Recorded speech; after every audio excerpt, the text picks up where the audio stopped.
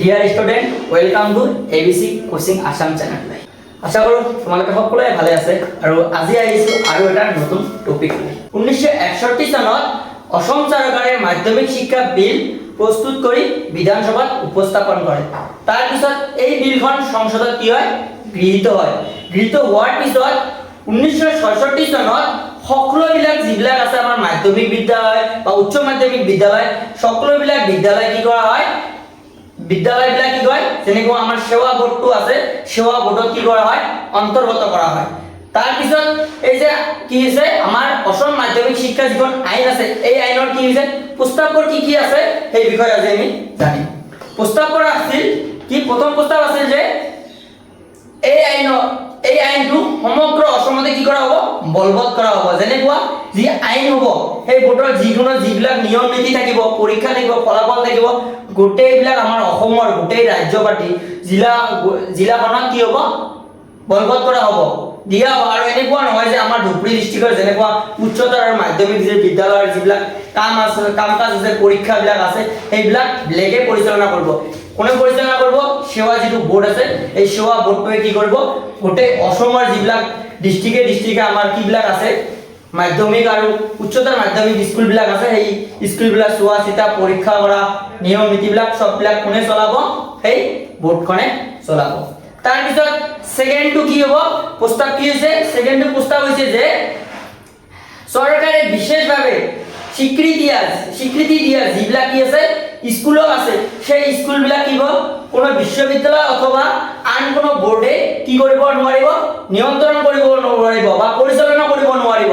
কি কৰিব, এটা বোৰ্ডে পৰিচালনা কৰিব লাগিব, যিটো বোৰ্ডৰ হাতত কি দিয়া হ'ব, অধিকাৰ দিয়া হ'ব। যেনেকুৱা সেৱা আছিল, সেৱাৰ গোটেইবিলাক কাম কাজ কৰিব, সেৱাই পৰিচালনা কৰিব লাগিব। আৰু বাকী যেনেকুৱা বিশ্ববিদ্যালয়, গুৱাহাটী বিশ্ববিদ্যালয়, অন্যান্য বিশ্ববিদ্যালয়বোৰে ইয়াত হস্তক্ষেপ কৰিব নোৱাৰিব, ঠিক আছে, বা অন্য বোৰ্ডে হস্তক্ষেপ কৰিব নোৱাৰিব, অন্যান্য বোৰ্ডবিলাকে, ঠিক আছে। তৃতীয়টো কি কৈছে, তৃতীয়টো হৈছে কি যে শিক্ষা নিয়ন্ত্ৰণ বা পৰিচালনা বা উন্নয়নৰ বাবে কি কৰিব, এখন বোৰ্ড গঠন কৰিব। যিখন বোৰ্ডৰ কথা হ'ল সেৱা বোৰ্ড, যিখন হৈছে এইখন বোৰ্ড গঠন কৰিব। তাৰপিছত কি কৈছে, মাধ্যমিক শিক্ষা বোৰ্ডখন নিয়োক্ত সদস্যসকল কি থাকিব, সদস্যসকল থাকিব অতিৰিক্ত শিক্ষক শিক্ষয়িত্ৰী থাকিব। তাৰপিছত থাকিব কি, কৃষি বিভাগৰ সভাপতিবিলাক থাকিব। তাৰপিছত তোমালোকৰ যেনেকুৱা যে অসম চৰকাৰ মনোনীত কৰা সদস্যসকল থাকিব, যেনে এজন স্কুলত কি থাকিব, দুজন প্ৰধান শিক্ষক থাকিব, তাৰপিছত প্ৰধান শিক্ষয়িত্ৰী থাকিব। তাৰপিছত 5 নম্বৰ কি হৈছে, প্ৰস্তাৱটো হৈছে কি যে এই বোৰ্ডৰ সচিব গৰাকী কোনে কি কৰিব, সচিব যিগৰাকী থাকিব এইখন বোৰ্ডৰ, সেই বোৰ্ডৰ সচিব গৰাকী কোনে কৰিব, চৰকাৰে নিয়োগ কৰিব। আৰু নিয়োগ কৰাৰ পিছত কি কৰিব, তেওঁ কমিটিৰ সদস্য হ'ব, ঠিক আছে। আমি 5টা প্ৰস্তাৱৰ বিষয়ে জানিলো। এই 5টা প্ৰস্তাৱ কিন্তু কেতিয়াবা এক্সামত দি দিয়ে আৰু আগৰ এক্সামবিলাকত আহিছে কিন্তু প্ৰস্তাৱৰ বিষয়ে, ঠিক আছে। তাৰপিছত আমি আজি জানিম যে বোৰ্ডৰ ক্ষমতা আৰু কাৰ্যৰ বিষয়ে আমি জানিম। প্ৰথমটো কাৰ্যৰ ক্ষমতা হৈছে, 1 নম্বৰ কি, বোৰ্ডে মাধ্যমিক শিক্ষা আৰু উচ্চ মাধ্যমিক শিক্ষা সকলোবিলাক পাঠ্যক্ৰম কি কৰিব, এইখন বোৰ্ডে প্ৰস্তুত কৰিব। 1 নম্বৰ হ'ল। 2 নম্বৰটো হৈছে কি কৰিব, সেই যে প্ৰস্তুত কৰা পাঠ্যক্ৰমবিলাক আছে, ইয়াৰ যে পৰীক্ষা মাধ্যমিক আৰু উচ্চ মাধ্যমিক শিক্ষাৰ যে পৰীক্ষাবিলাক হ'ব, সেই পৰীক্ষাবিলাক কোনে পৰিচালনা কৰিব, এইখন বোৰ্ডে পৰিচালনা কৰিব। 3 নম্বৰটো হৈছে, চাবাচোন আমাৰ স্কুলতো বৰ্তমান চাবা যিবিলাকে 70% এটেন্ডেন্স থাকিব লাগিব, কিন্তু 70% এটেন্ডেন্স নহলে কিন্তু এক্সাম দিব নাযায়। 3 নম্বৰটো কি কৈছে, যিবিলাক ছাত্ৰ ছাত্ৰী বা শিক্ষাৰ্থীয়ে স্কুলত 70% কি থাকিব, এটেন্ডেন্স থাকিব, প্ৰেজেন্ট থাকিব, সেইবিলাক শিক্ষাৰ্থী কি কৰিব, এক্সাম দিবলৈ দিব। আৰু যিবিলাকে প্ৰেজেন্ট নাথাকিব, উপস্থিত নাথাকিব, সেইবিলাক কি কৰিব, এক্সাম দিয়া নহ'ব, ইহঁতক উচিত শাস্তি দিয়া হ'ব। 2 নম্বৰ। 3 নম্বৰ হ'ল। 4 নম্বৰ কি জানিম যে কি হ'ব, এইখন বোৰ্ডে কি কৰিব, পৰীক্ষা যে ল'ব, পৰীক্ষাৰ ফলাফল ঘোষণা কৰিব। আৰু পৰীক্ষাৰ ফলাফল ঘোষণা কৰাৰ লগতে যিবিলাকে ভাল ৰেজাল্ট কৰিব সিহঁতক কি কৰিব, পুৰস্কাৰ প্ৰদান কৰিব। কেই নম্বৰ হ'ল, 5 নম্বৰ হ'ল।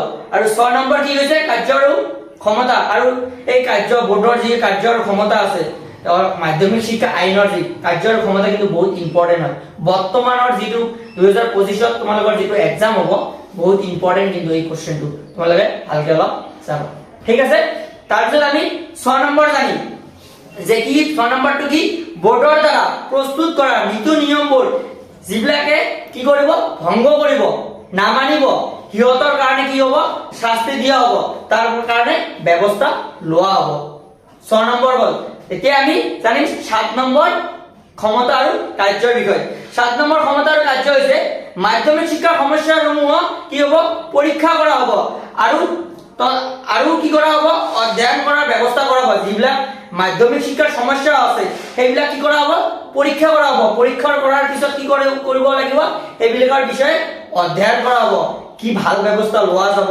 কোনটো কৰিলে শিক্ষাৰ্থীসকলৰ কি হ'ব উন্নতি সাধন হ'ব সেইবিলাক বিষয়ে কি কৰিব এইখন বোৰ্ডে আলোচনা কৰিব ঠিক আছে কেইটা পঢ়িলো 7 নম্বৰ পঢ়িলো আৰু 8 নম্বৰ বিষয়ে আমি জানিম 8 নম্বৰ কি জানিম আমি নামগঠিত পৰীক্ষাৰ বিষয়ে যিবিলাক নীতি নিয়ম আছে সেই নীতি নিয়মৰ বিষয়ে কি শিক্ষাৰ্থীসকলক অৱলম্বন কৰা হ'ব আৰু সেই নীতি নিয়ম যদি শিক্ষাৰ্থীসকলে বা ছাত্ৰ ছাত্ৰীসকলে অমান্য হয় তাৰ বাবে ইহঁতক কি হ'ব উচিত শাস্তি দিয়া হ'ব আৰু যে পৰীক্ষাৰ আমি যে কি উচ্চতৰ মাধ্যমিক বা আমি যে মাধ্যমিক শিক্ষা যে আমি এডমিশন লম সেই এডমিশনৰ মাসুল যিটো আছে মাসুলৰ কথা কি কৈছে ইয়াত ধাৰ্য কৰা হৈছে ঠিক আছে আমি আজি কেইটা জানিলো 8টা কি জানিলো 8টা আমাৰ যি বোৰ্ডৰ ক্ষমতা আৰু কাৰ্যৰ বিষয়ে আমি জানিলো মুঠতে 6 মাৰ্কৰ কাৰণে দিব পাৰে 6 মাৰ্কৰ কাৰণে যে 5 মাৰ্কৰ মানে ধৰা কিবা এটা আইনৰ বিষয়ে লিখিব দিলে আৰু 5 মাৰ্কৰ কাৰণে তোমালোকৰ এইটো দিলে তোমালোকে মিনিমাম 6টা বা 7টা যদি বান্ধি দিয়ে যে 5টা লিখা কাৰ্যৰ ক্ষমতাৰ বিষয়ে তেতিয়ালে 5টা লিখিবা আৰু যদি বেছিকে দিয়ে যদি উল্লেখ কৰি নিদিয়ে যেতিয়া পাৰা লিখা যে কেইটা পাৰা লিখা তেতিয়ালে তোমালোকে 6টা বা 7টা দিয়াৰ চেষ্টা কৰিবা মই তোমালোকক 8টাৰ বিষয়ে ক'লো ঠিক আছে আজিৰ ক্লাস এইখিনিয়ে আৰু তোমালোকে প্লিজ ভিডিওটো শেয়াৰ কৰিবা আৰু সাবস্ক্ৰাইব কৰিবা চেনেলটো ঠিক আছে আমি লগ পাম নেক্সট ক্লাছত আৰু নেক্সট ক্লাছত যেটো ক্লাস হ'ব নেক্সট ক্লাস কৰিম কি মাধ্যমিক শিক্ষাৰ যে সমস্যাবিলাক কেনেকৈ সমাধান কৰিম আৰু ইম্পৰ্টেন্ট কোশ্চেন বিলাক আমি কিন্তু চাম ঠিক আছে তোমালোকে নেক্সট ক্লাসটো বহুত গুৰুত্বপূৰ্ণ ক্লাস হ'ব তোমালোকে চাবলৈ নাপাহৰিবা তোমালোকৰ যিবিলাক ইম্পৰ্টেন্ট এইটো পাৰ্টৰ ইম্পৰ্টেন্ট কোশ্চেন বিলাক আছে অহা বছৰ যি এক্সাম হ'ব তোমালোকে যিটো এক্সাম দিবা সেই এক্সামৰ ইম্পৰ্টেন্ট কোশ্চেন বিলাক মই আলোচনা কৰিম আৰু ইয়াৰ পৰা মই কওঁ তোমালোকৰ যিকেইটা মই কোশ্চেন দিম তাৰ ভিতৰত আহিবই লাগিব এটা 100% তোমালোকে জাস্ট ভালকৈ অলপ পঢ়িবা মুখস্থ নকৰিবা জাস্ট ঠিক আছে লগ পাম নেক্সট ক্লাছত জয়